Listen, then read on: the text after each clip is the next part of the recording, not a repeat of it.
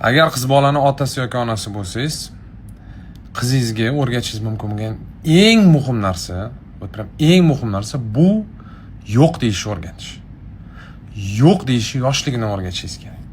Qiz bola tushunish kerak, tanasi o'ziniki va o'ziga o'zi u xo'jayinlik qila oladi. Mana shu narsa o'ta muhim ayol kishining hayotida. Shu narsani tushunmaydi ko'pchilik.